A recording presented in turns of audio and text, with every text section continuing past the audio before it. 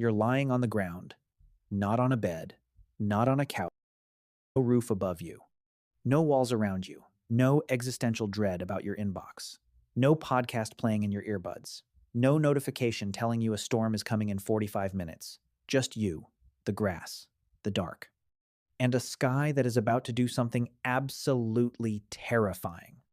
And then out of absolutely nowhere, the entire world explodes with light.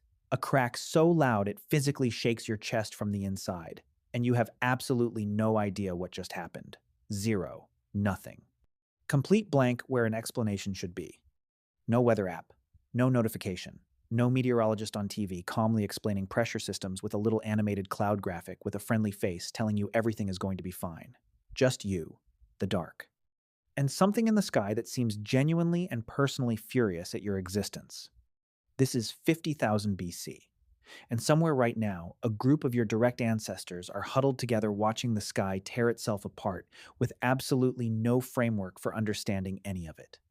And every single one of them believes with complete and absolute certainty that something out there is alive. And honestly, given exactly what they are looking at, that is not a crazy conclusion at all. Here is something nobody actually tells you about thunderstorms. They are objectively one of the most complete and overwhelming sensory experiences the human brain is capable of processing. Blinding light that comes with zero warning and fills your entire visual field in a single instant. Deafening sound that does not just reach your ears, it passes through your entire body like a physical force. Ground vibration that you feel in your feet first, then your knees, then your stomach, before your brain has even registered the sound. The sharp metallic smell of ozone that fills the air immediately after a strike. A smell that has no equivalent in normal daily life. A smell your brain has no category for. Cold rain hitting your skin from every possible direction simultaneously. Not gentle rain, not refreshing rain. The kind of rain that has a personal agenda against you specifically. All of it happening at exactly the same time, simultaneously, with zero warning, zero preparation time, zero chance to brace yourself.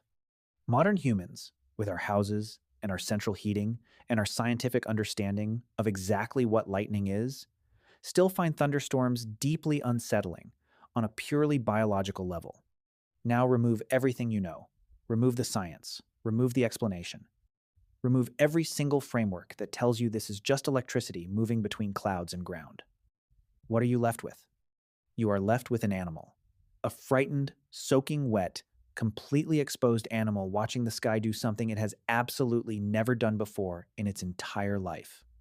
And that animal's brain, which is actually exactly as capable and powerful as your brain right now, is doing precisely what brains are designed to do in moments of complete and total confusion. It is making something up. And what it makes up is going to shape the next 50,000 years of human civilization. Now, let us talk about what ancient humans actually physically did during a thunderstorm. The immediate survival response.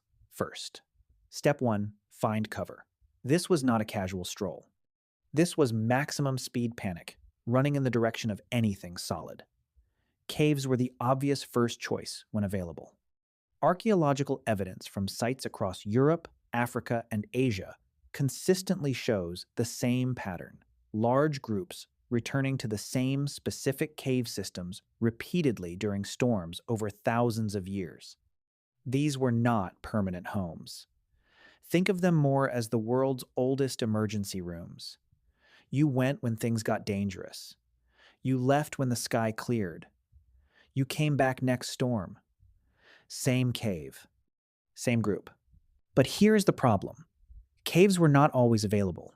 They required proximity, they required knowledge of where they were, and thunderstorms as a general rule do not wait for you to consult a mental map. So when caught completely in the open with zero options, ancient humans did what every primate still does instinctively today.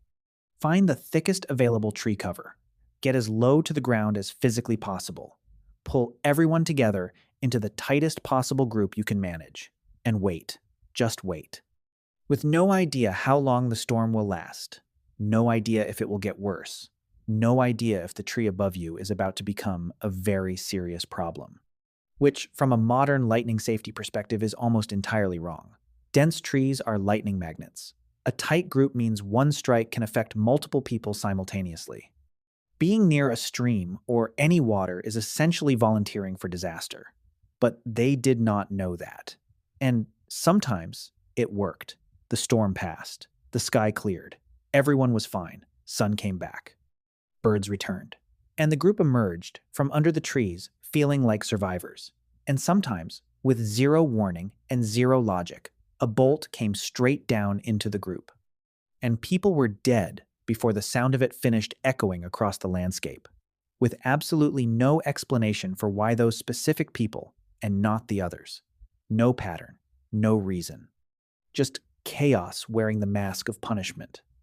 And this right here is where the ancient human brain did something extraordinary, something that no other animal on Earth has ever done with tragedy. It asked why, not what do I do next? Not where do I run? Why? Why did this happen? Why those people? Why now? Why us? And the brain, brilliant pattern-finding machine that it is, immediately began constructing an answer, even without any actual data to construct it from. Because here is the thing about the human brain that makes us genuinely different from every other animal. We cannot tolerate meaninglessness. We are physically incapable of accepting that bad things happen for no reason. Meaninglessness is more terrifying to the human brain than the actual danger itself. So, they gave the lightning meaning. And everything that happened next in human history flows directly from that single decision. The human brain has a built-in cognitive feature that researchers call agent detection. It is one of the oldest and most powerful tools in our entire mental toolkit. The basic function is this. Your brain is wired from the ground up to assume that things which move, make sounds, or cause noticeable effects in the world have a mind behind them, an intention, a purpose, a will. This was not a design flaw. This was the single most important survival advantage in our entire evolutionary history. The ancestors who heard a bush rustle and assumed predator and ran without stopping to verify those ancestors survived. They had children. Those children inherited the same hair trigger assumption.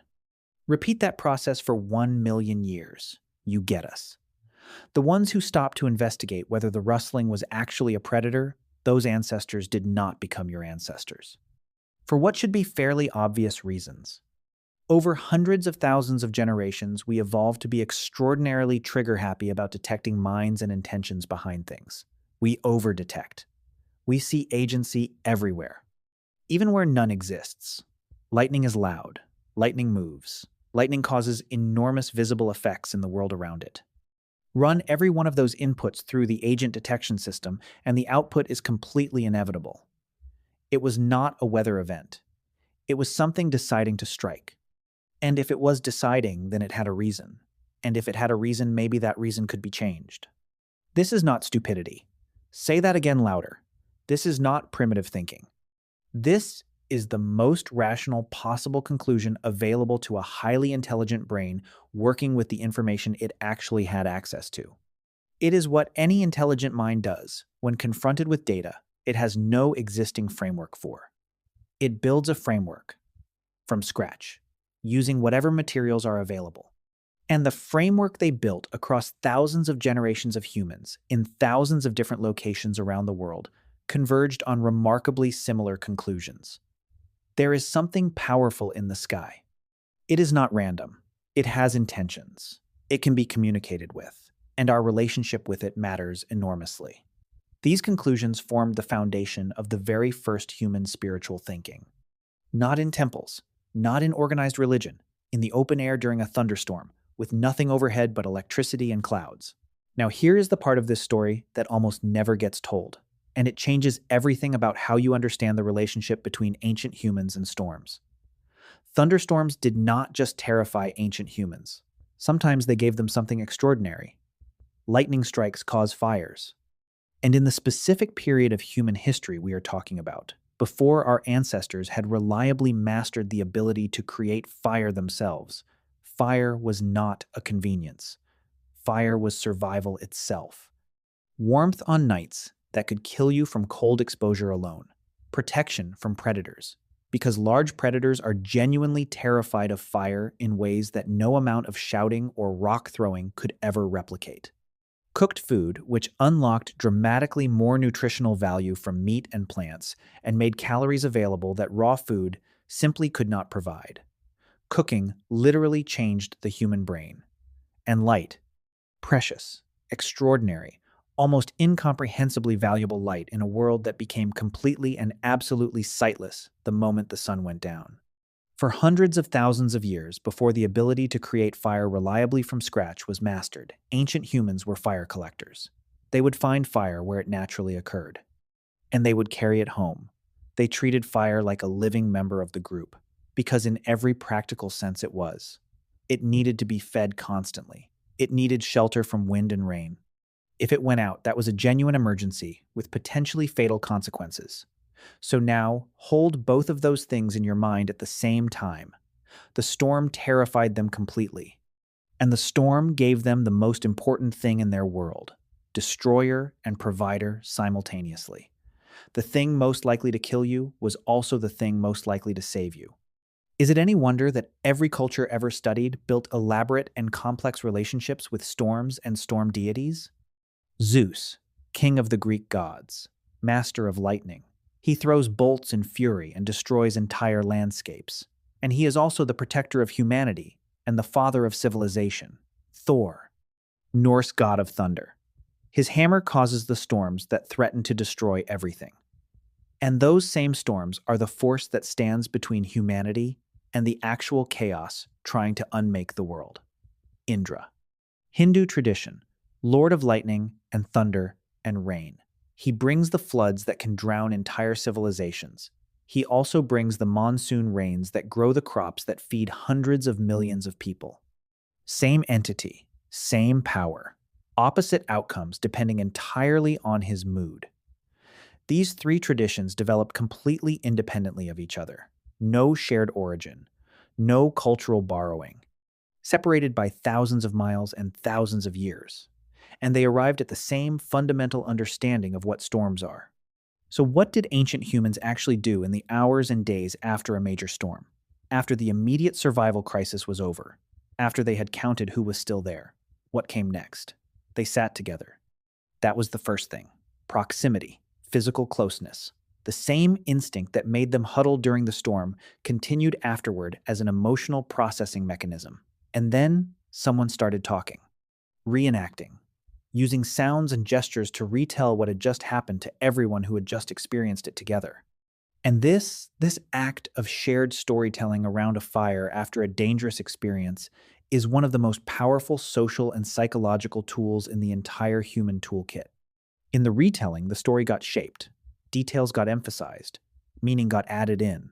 The lightning did not just strike. The lightning struck because something was communicating.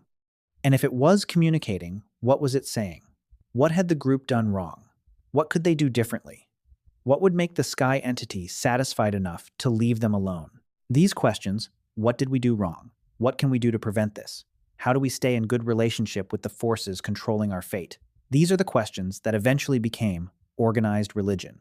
The first priest was almost certainly the person who claimed to know why the lightning struck, not the person who could prove it, the person who could answer the question everyone desperately needed answered. And once you have an explanation, any explanation for why the bad thing happened, you also have a potential path to prevention. And that is extraordinarily comforting to a species that cannot tolerate helplessness. If the lightning strikes because the sky entity is angry, then the path to safety is simple. Figure out what makes it angry. Stop doing those things. Figure out what pleases it. Start doing those things. You have gone from helpless to proactive in one cognitive step. This is why every ancient culture developed elaborate ritual systems specifically around weather and storms. Not because they were gullible, because the ritual gave them something real and genuinely valuable, a sense of agency in situations that would otherwise be pure, helpless terror. The ritual did not make the storm stop, but it made the humans able to function in the face of the storm, which is not nothing, which is actually enormous. Because the worst thing, the truly paralyzing thing, is not danger. You can function in the presence of danger if you have a framework for understanding it. The worst thing is meaningless danger, chaos with no structure. Give the danger a name, give it a face, give it a personality and a set of preferences. And suddenly, you are no longer at the mercy of chaos. You are in a relationship, a very unequal relationship with something vastly more powerful than you. But a relationship nonetheless. And relationships can be worked on. Relationships can be tended. Relationships can potentially be improved, which means you have something to do, which means you are not helpless, which means you can survive psychologically as well as physically. This is not a detour from the main story of human survival. This is the main story. The ability to find meaning in threatening experiences to build a narrative around chaos is one of the primary cognitive tools that allowed us to survive and eventually dominate every environment on Earth. The capacity to look at something terrifying and ask why, and then build an answer, is the same capacity that eventually became science, philosophy, art, medicine, engineering, and every other form of human meaning-making. The ancient human praying to a storm god and the modern scientist studying atmospheric electrical discharge are using different methods and different frameworks. But they are answering the same fundamental question. Why does this happen, and what does it mean for us? You are the direct descendant of every person who survived every storm, every person who found shelter in time, every person who carried an ember home from a burning tree, every person who sat around a fire afterward and tried to make it mean something, and they all told their children about it. Every single detail they could remember, what the sky looked like before it happened, where they had been standing, what they had been doing, what worked for shelter and what did not. And those children told their children, and those children told their children, not in writing, not in books, just voice and gesture and demonstration and memory passed from one generation to the next across 50,000 years of human nights. Next time a thunderstorm rolls in and you are inside, warm, safe, every comfort of the modern world surrounding you, I want you to do something. Notice what your body does before your brain catches up. The tightening in your chest. The slight alertness that floods your system even though you are sitting on a couch with a blanket and a hot drink and there is literally zero danger anywhere near you. The involuntary glance toward the window every single time lightning flashes outside. You do not decide to look. You are already looking before the decision arrives. That response is not irrational. Do not call it irrational. It is not weakness. Do not call it weakness. That response is 50,000 years of accurate information about the world living inside your body, passed down through every single ancestor who survived long enough to have children. Your body knows something your conscious mind keeps trying to override with logic and scientific understanding. Your body knows that the sky doing that particular thing has historically been very dangerous for the members of your family. Your ancestors felt that exact same tightening in the chest, in complete darkness, with nothing between them and the sky. No house, no glass between them and the lightning, no blanket, no hot drink, just open ground and the full electrical force of a storm. They had absolutely no scientific framework for understanding, and they believed with everything they had that the storm was alive, that it was conscious, that it was looking at them specifically. And somehow, with that belief held in their chest like a stone, they kept moving. They kept surviving. They kept making fires and feeding children and telling stories about what the sky had done this time. And they told their children about it. And those children told their children. And those children told their children. Not in writing, not in books, just voice and fire and memory. Across 50,000 years of human nights, until eventually it stopped being a lesson and became a reflex, stopped being knowledge and became biology, stopped being something passed mouth to ear and became something passed cell to cell. For all the things that separate you from your ancient ancestors, the technology, fire, smoke, breath, the same chest tightening, the same involuntary look toward the sky, the same ancient need to make it mean something. And 50,000 years later, sitting inside, warm, safe, with every comfort imaginable, you still flinch at thunder. Not because you are scared, not because you are weak, because you remember, not consciously, but somewhere deeper than consciousness, somewhere in the place where all the storms your family survived are still stored.